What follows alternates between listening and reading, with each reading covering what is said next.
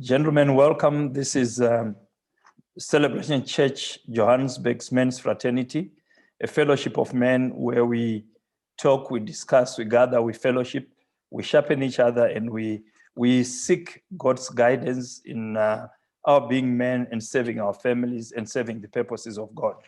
Last month, we had a chat about raising godly sons, and we had an interesting conversation with our beloved son, Emmanuel.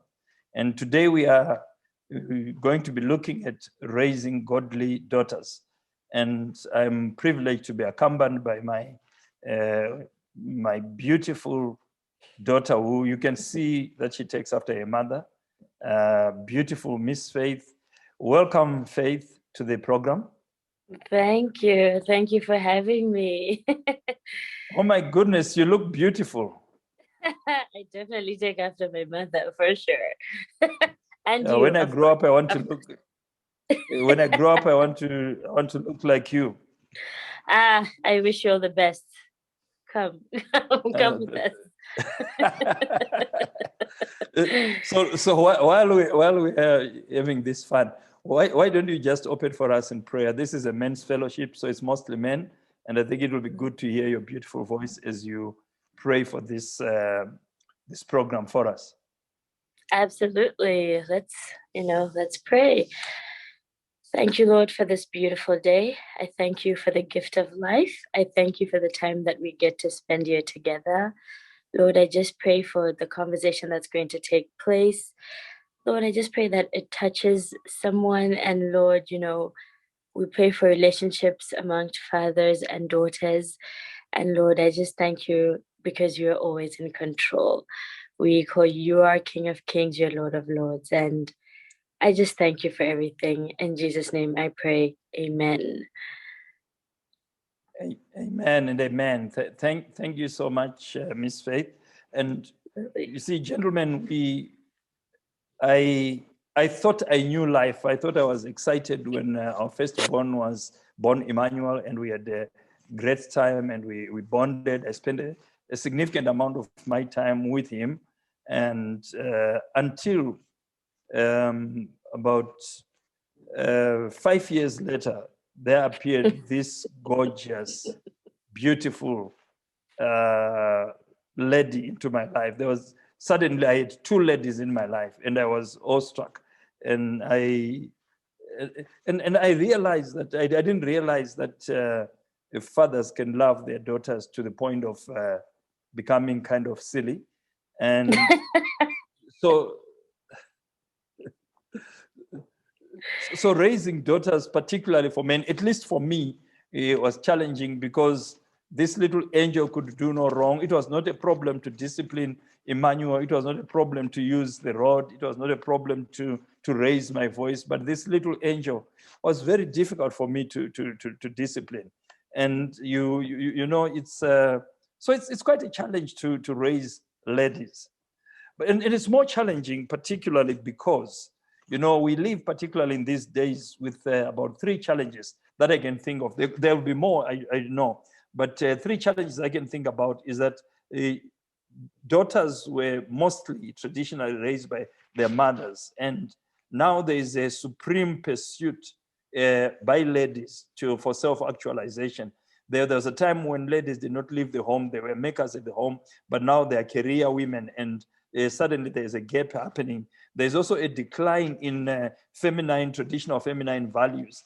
And there's also because of that career pathway that is coming up, there's also a rise of absentee mothers. We used to have absentee fathers, but now we have absentee mothers. And that creates challenges. I'm not advocating for women not to work. I'm not advocating for women not to pursue careers. I'm simply saying this is a dynamic that has begun to change the way we raise children. And now, because both mom and dad are away, there are things that dad has to do that will help to raise the girl child to become a powerful woman who is in touch with her femininity, who is in touch with who she is, who is not embarrassed of who she is, who is proud of being a lady. Because, if the dad is not there, a number of things will happen. The girl child will rise up to develop challenges in their personalities. She can be insecure, she can become anxious, she can have a challenge having healthy relationships with men. These things happen because the fathers are not there. So one of the things we challenge you and we encourage men is to say, be there for your girls. Be the men that she can use as a benchmark to say, here is somebody. No, now when I relate with a man, I know how to relate with a man because my dad modeled manhood, godly manhood. So if dad is not there, the girl child can also become inappropriately self-assertive. She can become so aggressively feministic that she's angry and promiscuous. But dad can make a difference. Dad can be there, can help establish a definition of real womanhood. And together with mom, as they talk, as they challenge, they can define what they see as a model woman that they can raise their daughter to be and to become. You know, the Bible does say that in Genesis chapter 3, it tells us the story of Eve being tempted in the garden. And we find that she was tempted on 3 points. She was tempted with the lust of the eye, the lust of the flesh, and the pride of life. So, which really talks about worldly temptation. So, a godly, real woman rejects temptation, does not yield to those three luring temptations. And number two, a real modern woman who loves God, who fears God, believes in God's priorities. She is God first, family second, and career. And she also knows that she is sensible. She's somebody who thinks. She doesn't just act because of emotions, but she finds a real self. She has a nurturing capacity. She nurtures the next generation. She mothers, she invests in others. She wants to see other people develop and so on. And then finally, she expects God's reward. So that's what a godly woman would pursue. She pursues those kinds of things. So what can dad do? Dad can honor and cheer for true feminine values. He can show that he respects the femininity of both mother and child. And those things are important. And I don't know whether Faith would like to just come in and just reflect on her growing up and the presence of a dad in her life. I mean, with what you were saying in the beginning, especially, you mentioned that fathers can be silly with their daughters. And I think just with our relationship, even growing up, I was always daddy's little girl. I knew that if mama said no, you still are. yes, I still am. But I knew with mama saying no, I could go to daddy and I will. I know I would get my way. But even beyond that, I think, and I don't know, I feel like I'd like to also ask this question back to you, but there were so many, okay, not so many things, but they were just, you had this, and you still do, you have the softest space in your heart for me. And I know that. And I know sometimes, it was me getting to get my way because either mama said no, and I'd like, no, I know daddy backs me up. But I think the beautiful thing about our relationship was with the way you even both raised me is you allowed me to be me, and you allowed me to get, to, I don't even know how to phrase this. You allowed me, I guess, to be me would be the best way I can put it. And for that, I can always, and I will always be eternally grateful. And yeah, I feel like for now, that's what I would like to say. But I would like to ask you back, do you ever look back Go ahead. and think that you let me get away with things, or you maybe you were easier on me than you were on Emmanuel?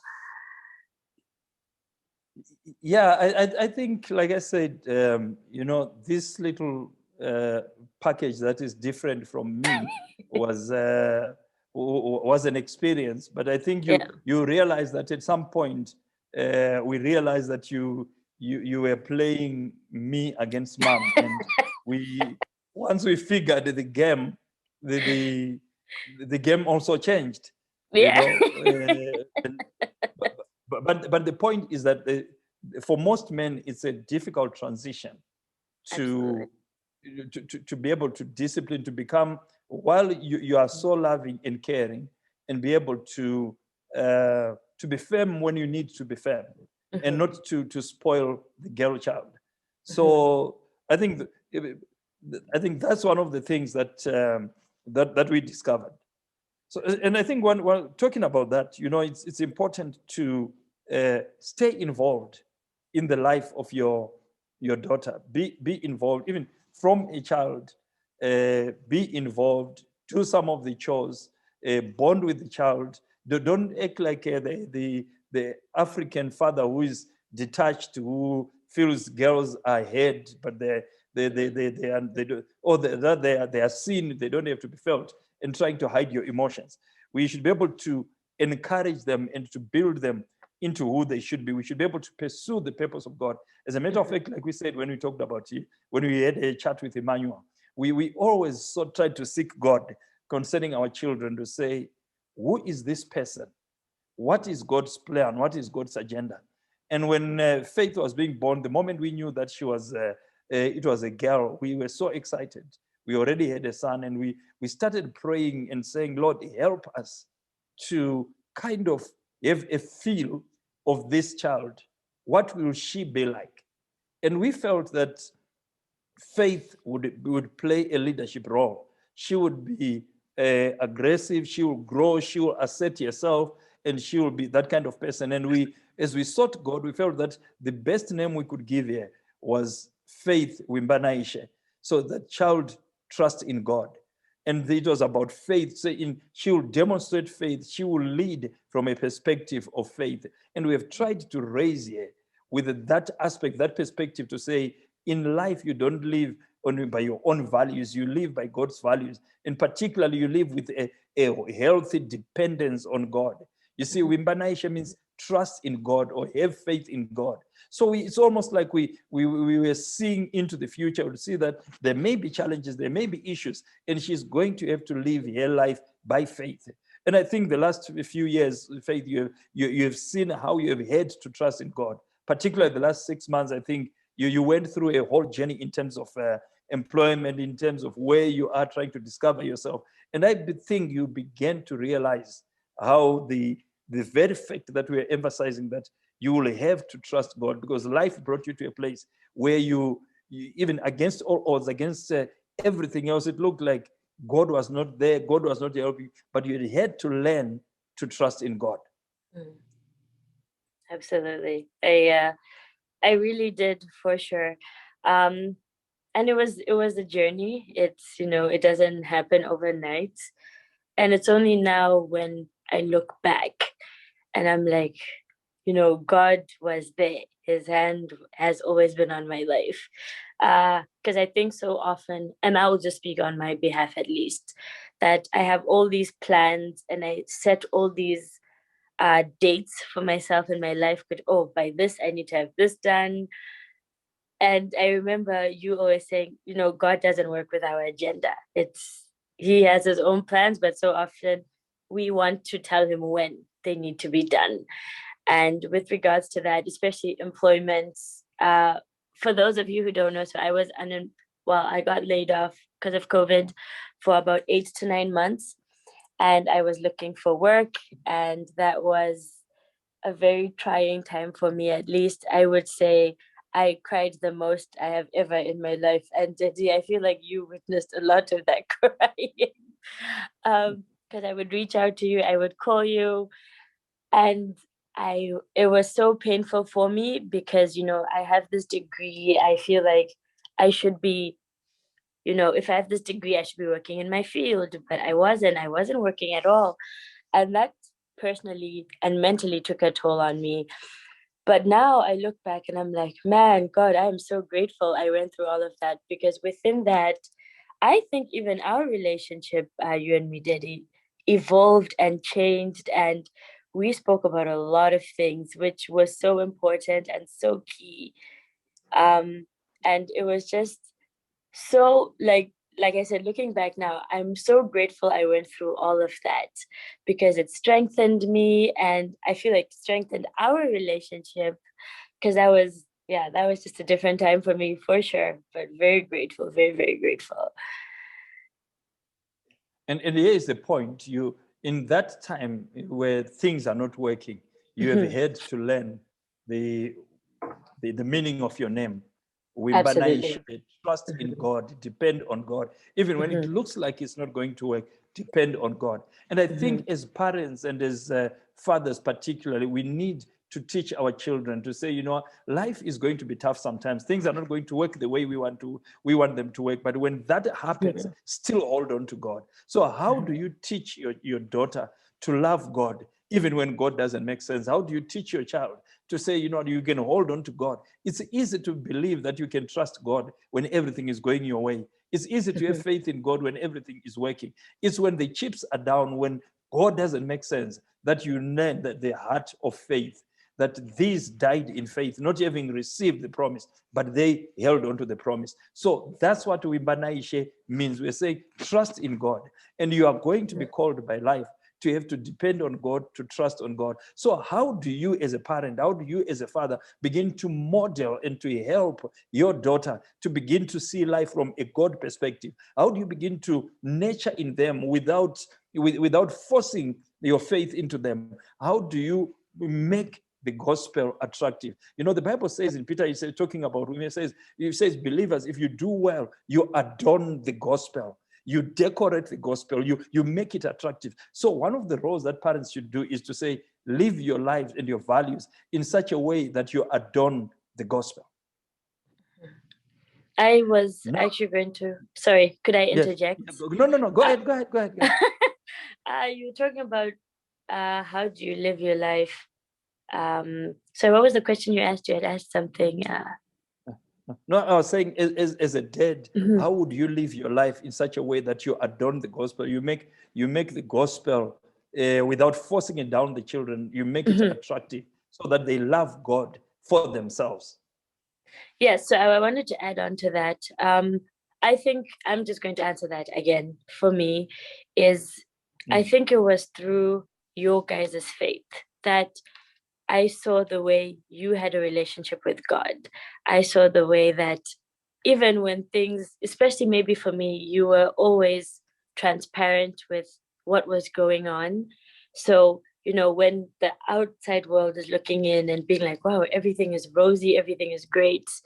And you were very real with me, especially to say, okay, this is what's going on. And I saw your faith. And sometimes I would question God, like, why is my father going through this? Why are these things happening? You know, he's worked hard, he's done things. Why everything should just fall into place? But I think seeing your relationship with God and seeing your faith, I feel only strengthened mine, because I was like, there were times I was like, if my dad could go through these things, and if my dad could overcome situations where sometimes it wasn't making sense to us, and later it did, it was like, I should be able to do the same thing. Your faith, I think your actions in itself modeled everything for me, like modeled how, you know what, yes, I should believe. Yes, my name is Faith. And so often you've said to me, you're Faith Mbanaishe. We named you this for a reason. And my own name has definitely come into play with a lot of situations. But yes, I do know you're asking a rhetorical question, but I just felt like I wanted to answer that, because for sure, I think through fathers are able to model that with their daughters just through their actions and through transparency, for sure.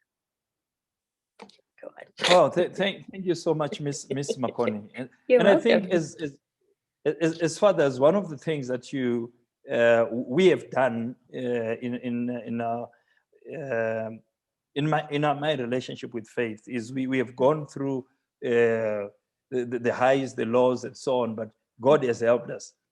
But we do encourage, like we talked about, even when we talk to Raising Sons, that we should also encourage and participate in ceremonies that celebrate true femininity. We should create milestones and immortalize them by doing things that your daughter will be able to look back and say, you know what, my dad did this for me. And I think particularly when they were young, we used to travel a lot, used to have a lot of vacations and things like that. When we went to conferences, we went with them to our conferences, we dragged them along. We allowed them to experience some of the finer things in life. Because the important thing is that if you as a dad do not allow your daughter to experience the finer things in life, the moment they see somebody else who is well-oiled with money, who is going to spoil them, who is going to admire them, they're going to fall for that person, particularly those who are smooth talkers, who are people who have no character. But if you as a parent expose your child to the fine things of life, to also teach them, say, look, here is a standard. And you also raise a model of manhood that is clean, that is godly. That is important in itself. So, but I digressed. I was talking about ceremonies. And I remember that when Faith turned, I think when she turned 18, I wrote a letter called Dear Faith. And I made it into a book. I don't remember, probably it ended up being 80, 90 pages, whatever it was. And I had it printed. But because Faith loves digital things, so we made it that it was, we gave you a digital copy so that she can look at it. But it was a reflection of the values that we wanted to pass on to her, because there are things we had taught her, things we had shared with her, but we wanted to bring them in. So we brought in some of your mothers. There's a chapter which your mother spoke. There's a chapter where some of the ladies who were close to her would write, and we spoke to her life. Would you want to reflect to us if this meant anything to you, and if there was any value in it? Absolutely. I always say my father is a man of few words until he writes. And I think for me, that book, I've actually read it multiple times. I try read it every year or two, just so that it's like a refresher, because I definitely feel like you're speaking to me. And the thing with it was, and with age as well, there were things that you wrote in there where at the time I didn't understand. And then now I look back and I'm like, okay, I see what, you were touching on, what you were trying to get across. And it's the beauty about that book, or that letter, we will say, is anytime I read it, it's a different message. And it has just worked that no matter where I am in life, the message is just so consistent, but I take away different things from it. And yeah, like with it, I definitely liked the touch of having other male figures in my life, having mother figures in my life. That definitely, yeah, like important people in there. I love that book. I have it, I keep it. It came all the way with me here to Canada, because yes, that book definitely is a lot of things that I admire that you spoke about and that I find important. I definitely wish I could share, but love that book. Thank you so much, Faith. And I think the point, man, that we are talking about is to say, how do you package your words and the things that you teach your daughter in a way that they can continue to hear the values, continue to hear the principles on the basis, in a way that speaks to them, rather than just shotgunning and shouting at things when things are bad. So I want us to shift our conversation. And I want to, you see, one of the things is that when you raise a daughter, I think even when you raise a son, but particularly when you raise a daughter, I started learning that, you know what, you can raise your daughter on the basis of rules. Don't do this, don't do that, don't do this. And so you can squash the initiative, because there are lots of don'ts. So, but you can have them raised in a rule-based family, in a rule-based household, or you can choose to raise them on the basis of principle. And we thought we should teach principles, because you see, rules, the problem is that they become onerous. You have to comply, you have to take in this, or sometimes human beings will begin to resist the rules. So your daughter can begin to resist the rules as they grow up, particularly when they are young. It's more about loving them and so on. But as they grow, you begin to model principles. And so for the greater part of this session, I want us to just to slow down and dwell on matters of principles, the kinds of principles that we would teach. The majority of these principles are principles that we taught Faith as she was growing up. But some of the principles are principles that we later distilled even when she was grown up. So you are going to have to apply them on an age appropriate, but you begin to create a structure saying, this is where we are going, this is how we are going to raise our child. So I want to briefly walk through and discuss. Faith, you can come in anytime. On some of the principles, I may stop. Some of the principles, I may not. You may just kick in if you think you have an illustration or you have something you want to say. So these are 12 principles that I want to lay out to say, these are the principles we would use. But I want you to know that you don't have to adopt our own principles. You can develop your own, but at least raise that daughter on the basis of principles. Because if you raise them on the basis of principles, they can apply it in any situation in life, because principles are enduring. It's not a don't do that, because from an African perspective, don't do it. Why? Because I'm dead, I told you not to do it. No. You need to raise a child on the basis of principles. So the first, yes, you want to say something? Go ahead, Faye. Yeah, I was just going to say, I think the importance of principles as well, like you said, the enduring is they just set such a solid foundation in both, I will even say, Emmanuel and I's lives, that now we look back and some people will ask us, oh, why do you do specific things? And it's like, because that was the foundation that you guys laid. And such a strong foundation, not wavering. And throughout and to date, we look back at that and we're like, yes, because of this, because I learned this, our parents taught us this. But yes, that's just adding on. Go ahead.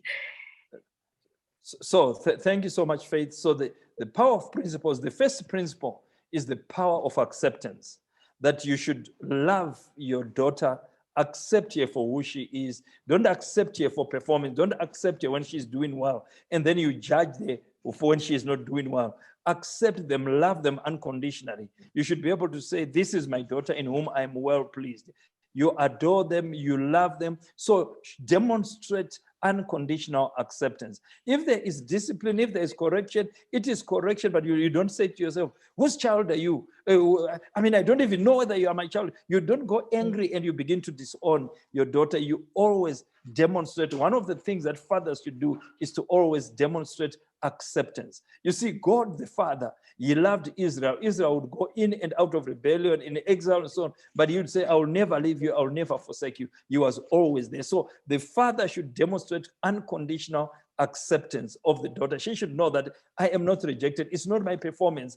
I'm not accepted because I'm a good performer. I'm not accepted because I'm behaving well. Even when I misbehave, I am still accepted. I may be disciplined, but I'm still accepted. So it's very important as parents to demonstrate, but not just in word, but in talk, in life, to walk the walk of saying, I accept you. When you perform well, I accept you. When you are not performing well, I accept you. Because the life is a journey. There are times and moments when things will be bad, when bad things will happen to you, or when you make mistakes, you make misjudgments and things happen, but you are still accepted. So fathers, you must demonstrate the power of acceptance for your daughter. Not for performance, but for who she is. So principle number 2 is the power of attention. Now, you see, whatever you focus on expands and you get more of it. So if as a father, I focus on Faith's mistakes and I'm always drawing to her weaknesses and I'm highlighting how she is not measuring up. So the more I focus on that, the more I draw attention. Whether she likes it or not, she will have a psychological pull towards those things that I hate and disapprove in her life. So what I focus on is what expands. So I must focus on who she is. I must declare that she is a child of God. I must declare that she will be a great woman. She will be an A student. She will excel in life. I look forward and I speak the positive things. I affirm great things around here, because the power of attention means you get whatever you focus on, you get more of it. So we as we raised Faith and Emmanuel, particularly today we are talking about ladies, we focused on that which was good. We decided to see the good. Sometimes she would do crazy things, and some of the things when she says, "Oh, you spoiled me. You ignored some of my mistakes." It was not exactly ignoring. It was a fact that we decided to develop what I call selective amnesia. So we would choose not to notice some things, because we'd say, you know what, this is childish, it will pass. When I was a child, I thought as a child, I acted as a child. So you should not try to force a child not being a child. If they are doing childish things and it's not too detrimental, allow it to pass. The world does not collapse because your child is not perfect. But the important thing is choose what you focus on. Yes, Miss Faye, you want to say anything? I'm loving this. Go on.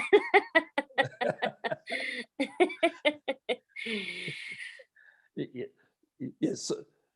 So principle number 3 is, don't try to be a Superman. Don't try to be to act better than what you are.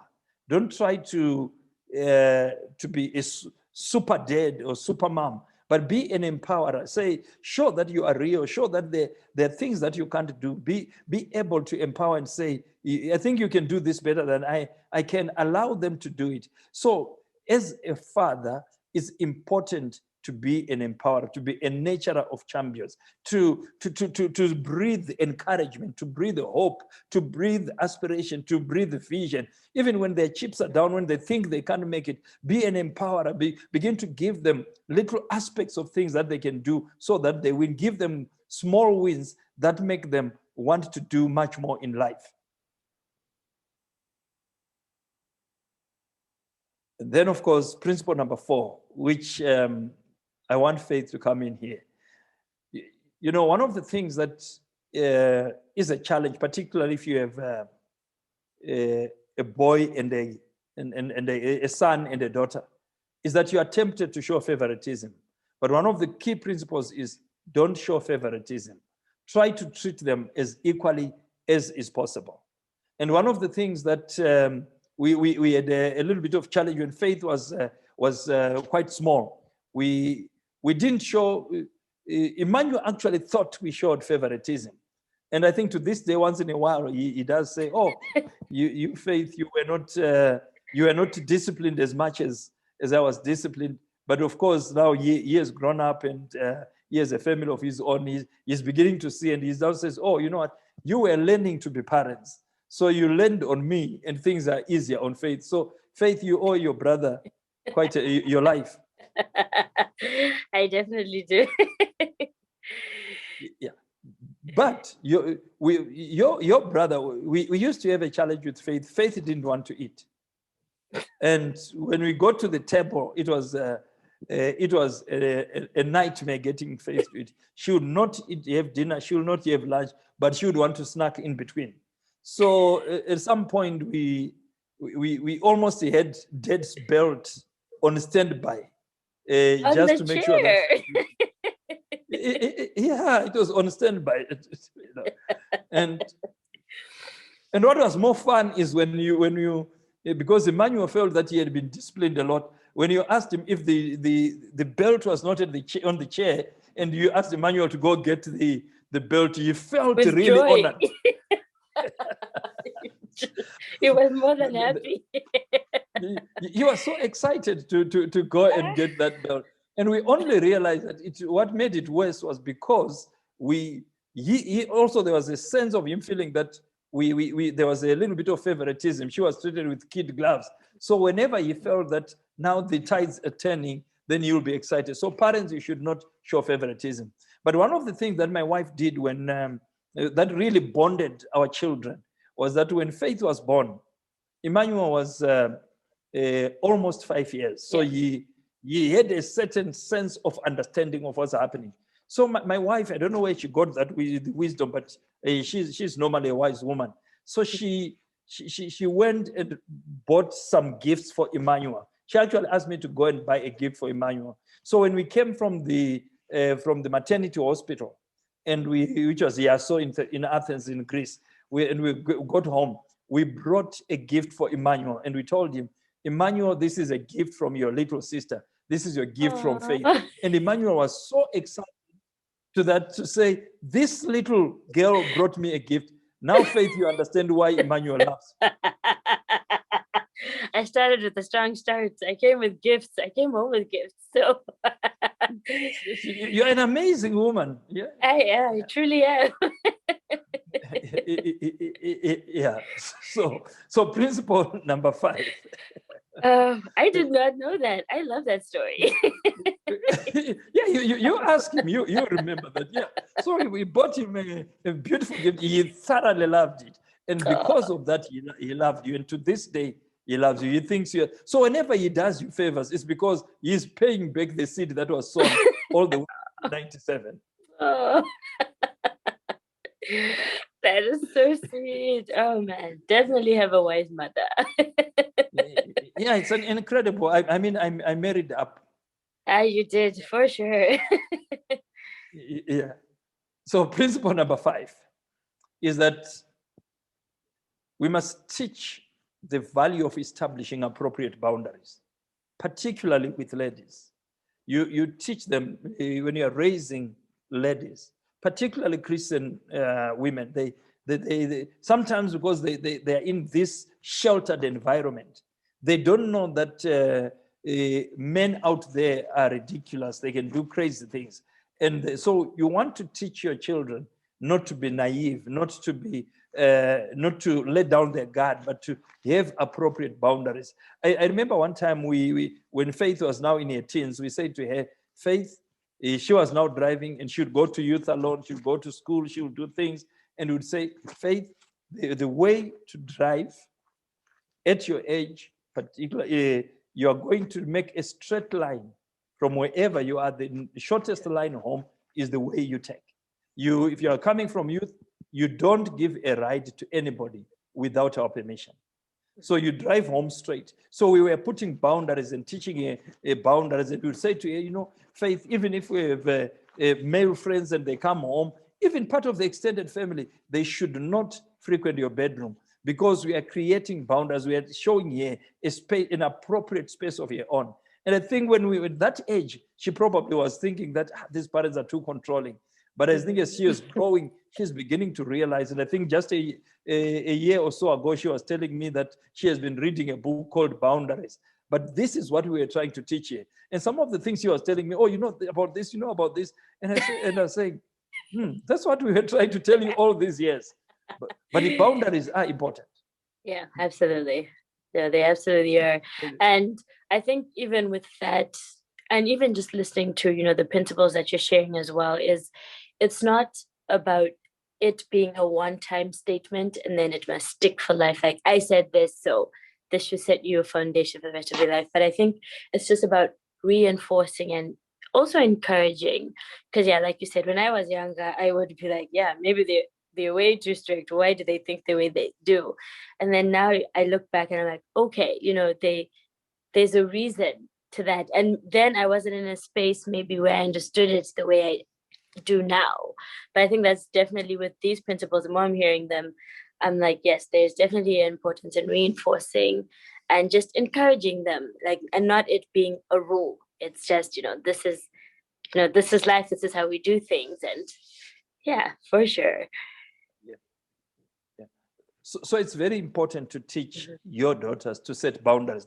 They should have something they call, this is my personal space. People should not get into their space. They should have a healthy boundary. They should be able to assert themselves and say, no, you're getting too close for my comfort. Whether that closeness is physical, whether that closeness is emotional, whether that closeness is verbal, when somebody is becoming, there's some people who can almost become abusive because of they wing their way into your life. They win your heart. They may even be girl to girl. They win your heart, and then they go around telling everybody about you. But setting boundaries tells you that I know what I must share.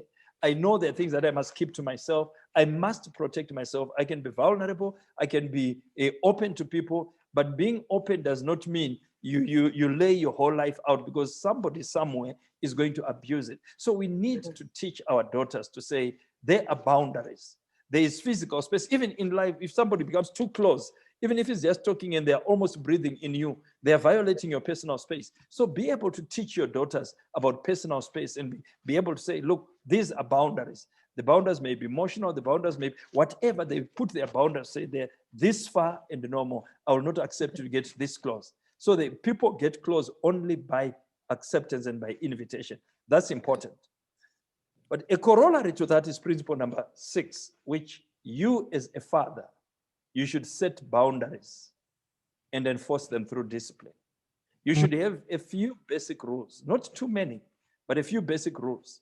One of the things that we have insisted on is to say, you are accountable, and you don't do things your own way and just go away. We need to know where you are. We need to know what you're doing. And that setting of a boundary helps build systems that help your children. And I know when you set boundaries like that, you have to set the boundaries equally that will affect you as well. So it's important, because I remember one time when Faith violated a boundary, and we said, Faith, now we have to discipline you. And that meant that I think we withdrew her rights to driving the family car for a short while. But now here was the problem. It was at that time when our life was very easy, very comfortable, because whatever we wanted to just say, Faith, go and do this, Faith, drive and do this. But in disciplining her, we were also disciplined. It now inconveniences us. But you see, setting boundaries causes inconvenience even to you, the parent. But when you say, I am willing to go through that inconvenience to teach, to discipline and to teach my child, that is a godly thing. And that is one thing that we should do. And we as fathers, because normally we have that weak spot for our daughters, it's very difficult to enforce those kinds of, they can play tags on your heart and you begin to feel, oh no, you know what, who can say no to this sweet little thing? And I think we got to a point, at some point with Faith, that Faith, I wanted to teach Faith the issue of boundaries. And I started putting certain boundaries in there. Some things that I would just say, you know what, this is not going to happen. And I used to remember that when she wanted to go, for one of the boundaries we actually put was to say, you know, we are living in a day and age where you couldn't trust some people.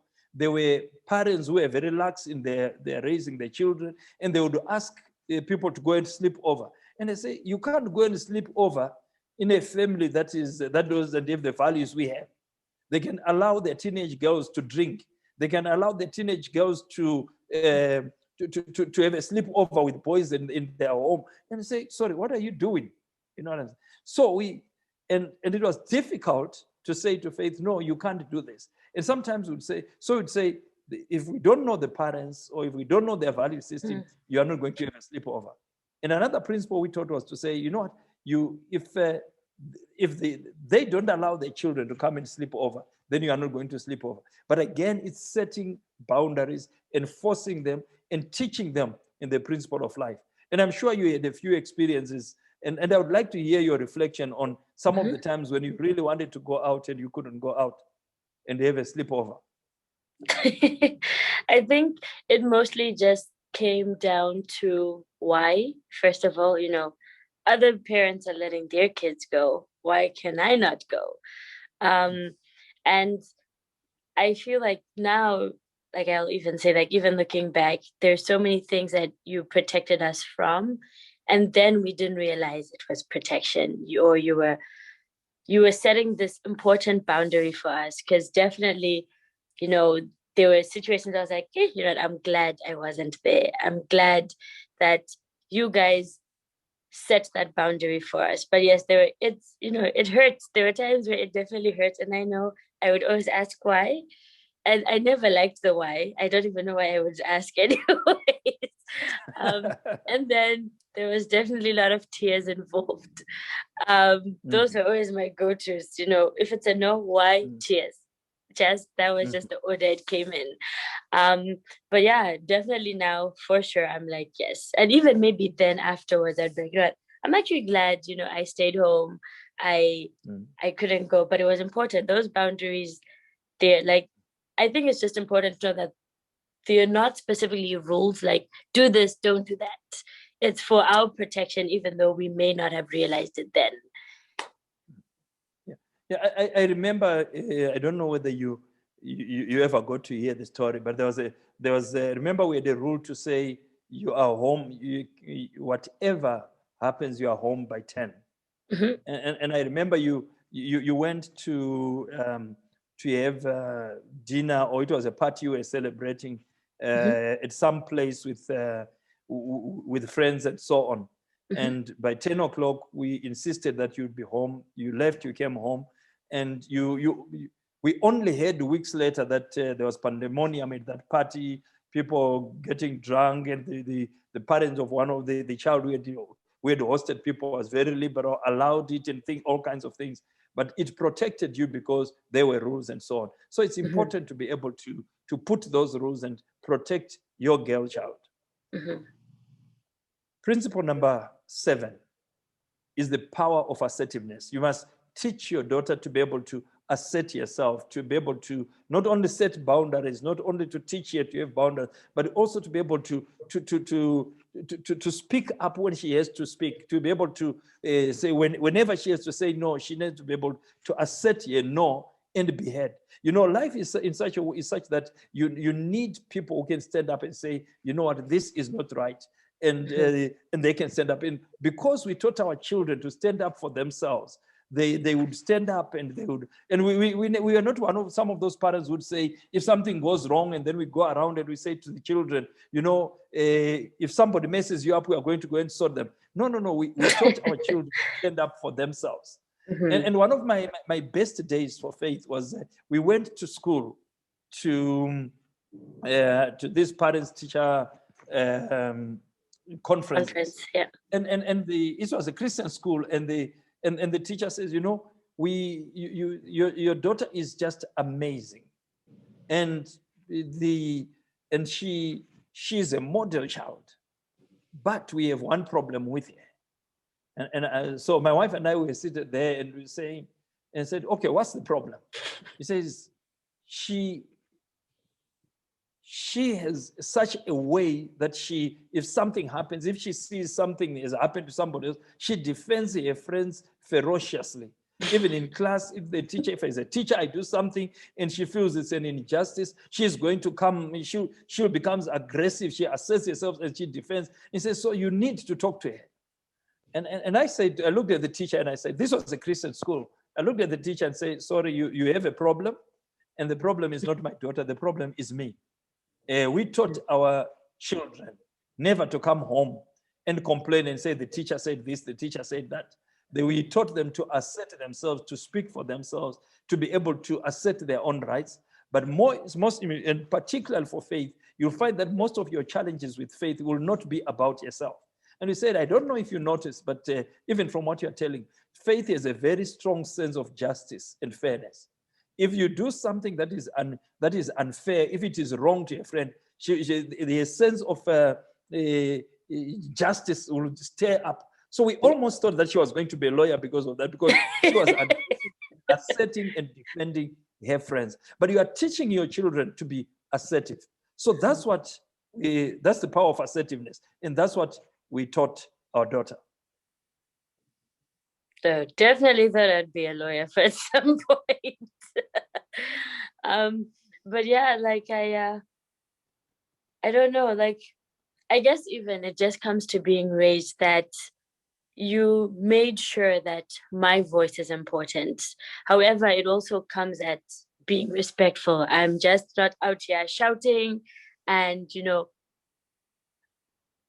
acting in a way where it's not appropriate. But it's like, you know, if I feel that, you know, things are unfair, and it wasn't even only with teachers, I think it definitely even started at home, being like, you know, maybe there's something I felt where, you know, this could have been done a little bit better, or I want to understand. I think you even giving me, or I don't know if you gave me that liberty, but you even allowing me to voice my opinions definitely started at home. And with that, and knowing that I am being heard, it wasn't like I say things and then it's just brushed off. It was, I had a voice at home. And because of that, now I could apply myself places where I felt, you know, you see relationships where friends feel like they're not being heard or they're not speaking, but you can feel like they want to say something. And usually it happens when you're removed from the situation. They're like, you know what, I should have said this. And I'm like, you know what, if I can speak for people, but not on their behalf, I would at least like to be like, you know what, maybe we should look at it from this perspective. If I can, I will, in a respectful manner, and without trying to challenge the person, I think is even what you taught us, that we're allowed to ask questions, but we shouldn't try to challenge people. Definitely it starts at home for sure. Yeah, and I think you raise a great point there to say you can question, but you don't challenge authority.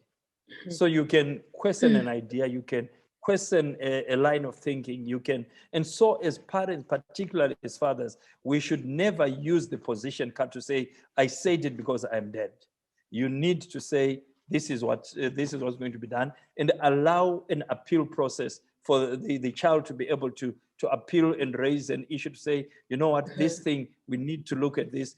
Are you seeing it the way I'm seeing it? So it's important to be able to deal with that way. So principle number 8 is the power of intention. You see, you are intentional in what you are doing, and you know that life is not accidental. It's something you teach your daughter to be intentional in what they're doing. That's why Faith was talking about, you know, I'm organized, I have a plan, and I had a game plan to say, I want to finish school at this stage, I want to be doing this, I want to be there. Sometimes it causes a frustration to say, why am I not there? But the important thing, you are teaching it to be a goal-getter. To be a goal-getter, see somebody who is pursuing, who is assertive, who says, I have the power. God created me with the power to be able to assert myself and to impact society and to achieve goals. So we are goal-setting mechanism. You set a vision, teach them to set a vision, say, pursue that vision. By God's grace, by God's help, you are able to achieve the things that you are pursuing. So being that intentional and teaching them that you don't have to depend on luck, you don't have to depend on coincidence. You need to be intentional. If there's something that you pursue it wholeheartedly. And we have seen Faith pursue things. You pursue your studies, pursue professional qualifications, pursue things. She is very determined. And that power of intentionality is important in terms of teaching your girls when you are raising them.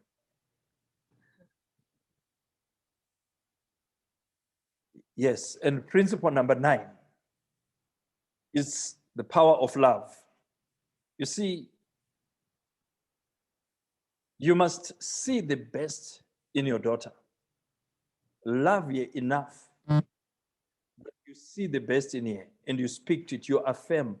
Be able to affirm. Let your daughter know that you love her. Let them, you see, a disaster will be if you never express your love, your affection, not just because you say it, but your affection. You know, our generation grew up in a generation that didn't hug. Fathers did not hug their daughters, did not hug their sons. I mean, that was foreign. But if you don't show affection, the first animal that will cross a path that shows affection will win her heart. So it's important for them to know that the first love of my life is my dad. He loves me. He expresses his feelings. He expresses his emotions. I mean, that's difficult for a hard Mashona type like me, a Maungwe. But I had to learn how to love, to see the best in her, and to speak to it. You want to reflect on that, Faith? Yeah, absolutely. I think it's interesting to hear. I guess that would be a completely different perspective for you to say, you know, with the way you raised us, I always felt like they've known this their whole lives. They've always loved us, and we've always publicly and intentionally, every conversation, I love you.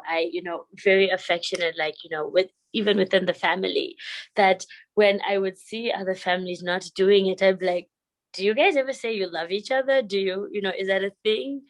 And with my experience, some friends would be like, oh, our family knows it. We don't say it, but they know. And I'd be like, okay, I mean, how do they know if you don't tell them? How do you know things like that? But again, like, each family is dynamic, is unique, and is different. And I'm so grateful because even Emmanuel and I, our relationship, even with our feet, I love you. It's so easy, and it's very also intentional because we mean it. It just becomes part of our dialogue. But yeah, love it. I love it. I absolutely love it. Wow.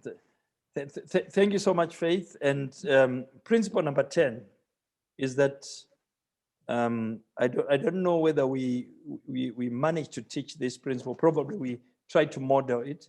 But it's the principle of responsibility, that you are responsible for your response. Or put it differently, no one can make you angry without your permission. So teach your daughters to say, no one can make you angry without your permission.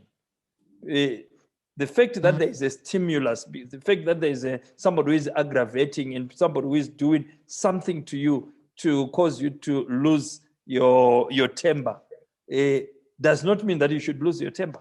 It's important because it's part of self-control. You know, the moment you lose control, it means you have lost control of yourself, then you have lost leadership. So it's important to teach your daughters to say, don't allow people, you know, the nature of life is that there are some people who will try to they agitate you, they provoke you so that you lose control. The moment you have an emotional high, you can't think logically. You'll do things that you'll then regret. So it's important to teach your daughters to be grounded, to understand the power of responsibility, that I am responsible. I'm able to respond. And when I respond responsibly.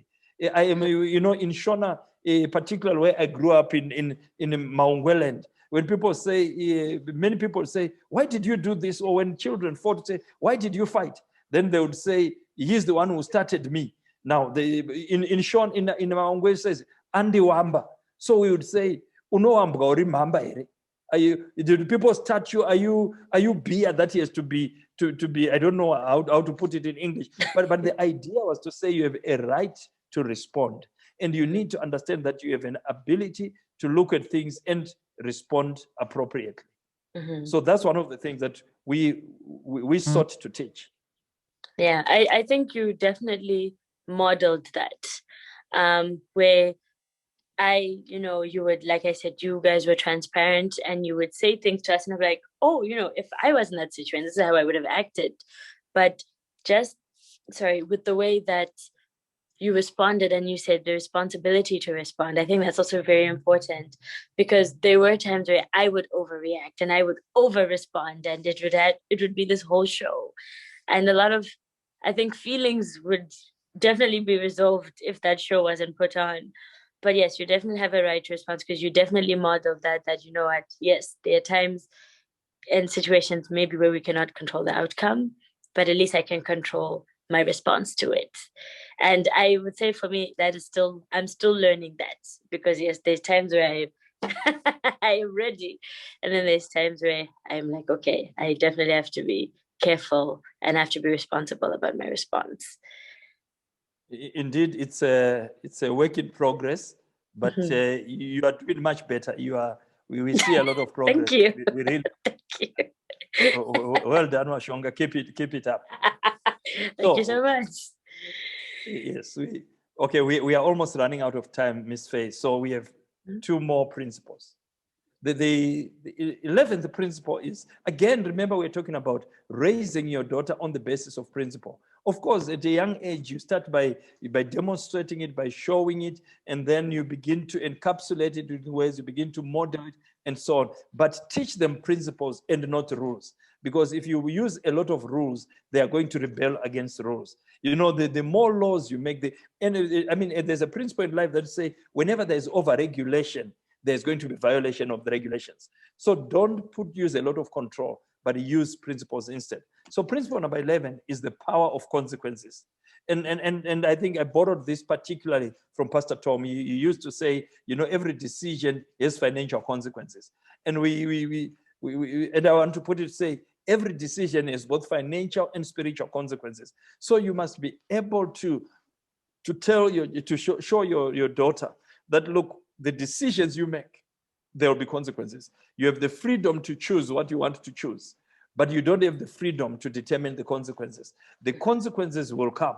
So you must always be thinking about the power of consequences. When I'm making a decision, what is the likely outcome? What are the consequences? So if you make a decision, bear in mind the consequences. Many people say, oh, you know what? We just did this. I was just with this guy. We were doing this. We were just alone, the two of us alone, and so on. And then, then this happened and so on. Now this was my boyfriend, and I'm with my boyfriend, and he said he was going to marry me. Now I have a child, and I don't know what happened. No, you know what happened. the power of consequences say, look, because you are thinking, okay, if I do this, what are the consequences? If I get here, what are the consequences? So teaching your girl child the power of consequences is useful because it helps them to learn from the mistakes of others. But it also helps them say, even when a mistake has been made and they know the consequences, they can reflect on the consequences and say, oh, now I see. I shouldn't do this again. And they learn from there. But it's important to teach the power of consequences. Mm-hmm. And principle number 12, which is our closing principle, I've kind of alluded to it, is the power of free choice. Say, while you are free to choose your course of action, you are not free to choose the consequences of your choices. And that's important because many people feel aggrieved by life because they make wrong decisions, and having made wrong decisions, they suffer the consequences. Somebody doesn't study and they fail, and then they blame the world, they blame the lecturer, but you didn't study. Or they chose wrong friends and things happen. And so we need to teach our girl children the power of consequences, to say, you know what, sorry, the power of choice, to say you have the right to choose, but you do not have the right to determine the consequences of your choices. In other words, you are free to choose, but the moment you choose, your choices now will shape you.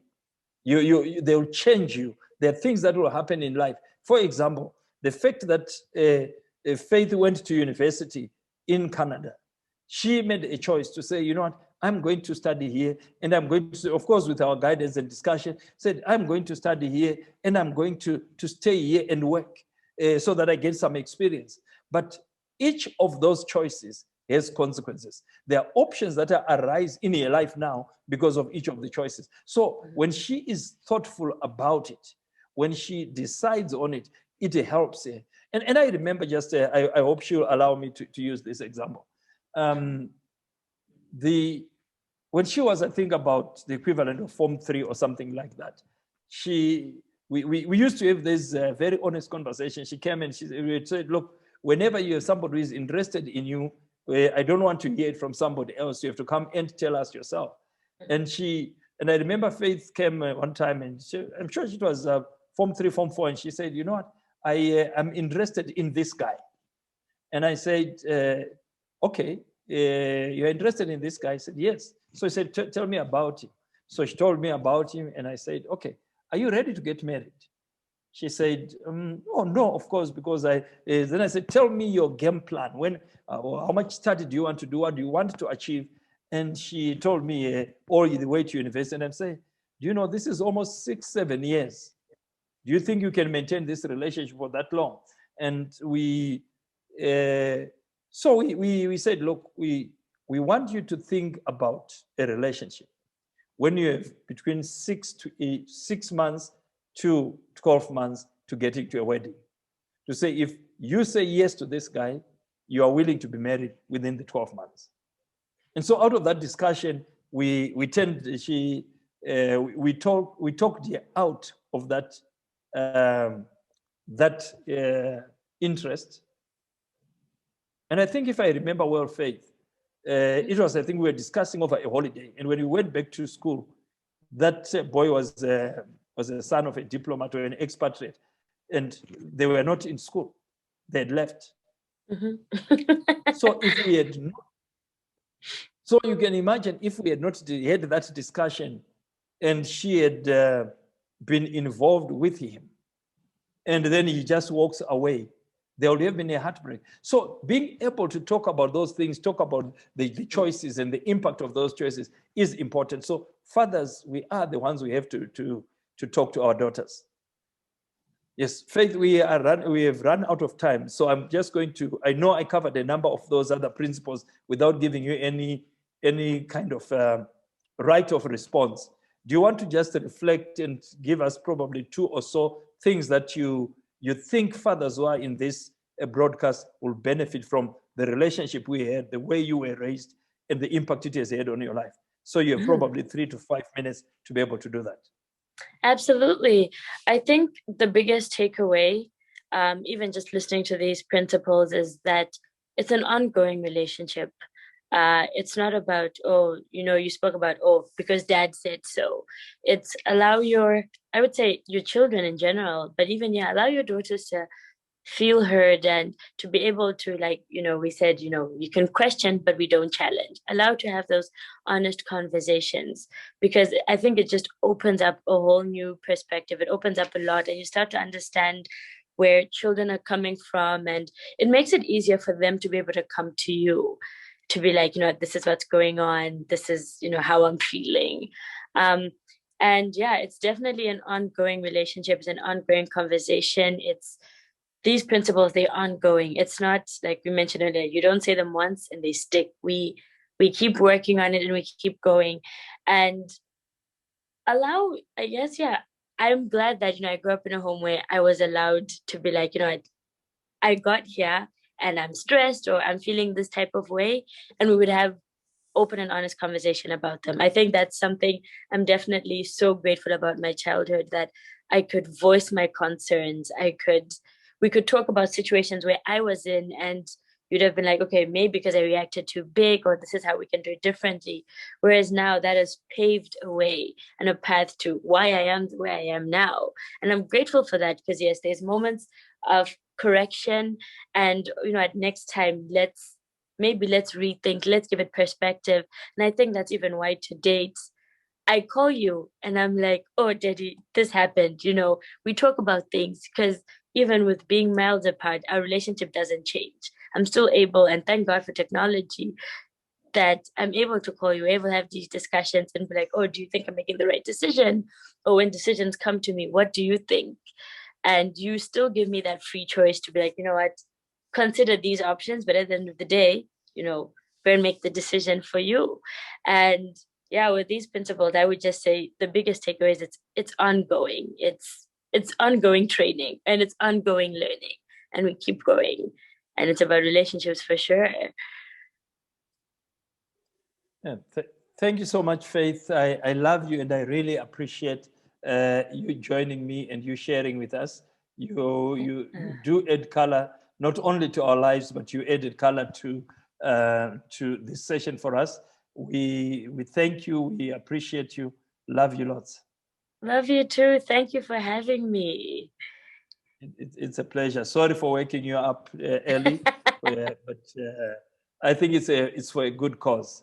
It definitely is. Men, we trust this was helpful. The bottom line is that when you raise your daughters, and even when you raise your sons, raise your children not on the basis of rules, but on the basis of principles.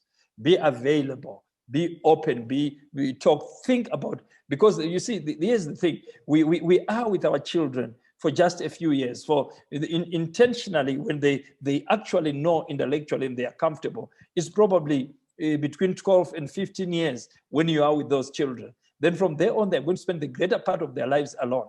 So if you create rules and you raise them on the basis of rules, you are going to lose them. But if you teach them principles which are enduring, distill your life teachings, distill the things that you have learned from the word of God, from life, and teach them on the basis of principles. Because those principles will go with them. The Bible does say that train a child in the way she should go, and then when they're grown, they will not depart. So we want to challenge you to think about principle-based parenting, principle-based fatherhood, not rule-based. When you do that, God will bless you, because just like God, he doesn't have too many rules. It's principles. He teaches you and he leads you in the way that you should go. So men, we are going to shift in a moment as we close this session. Right now on the screen, they're coming up the details of a Zoom interactive session when we can talk about it, we can drill into it, we can challenge each other, we can encourage each other as we talk about how to raise our daughters well. Thank you so much. God bless you. Thank you once again, Miss Faye. It's always a pleasure doing business and with you. I love doing business with you. I love doing business with you too. Thank you so much, and good morning to you.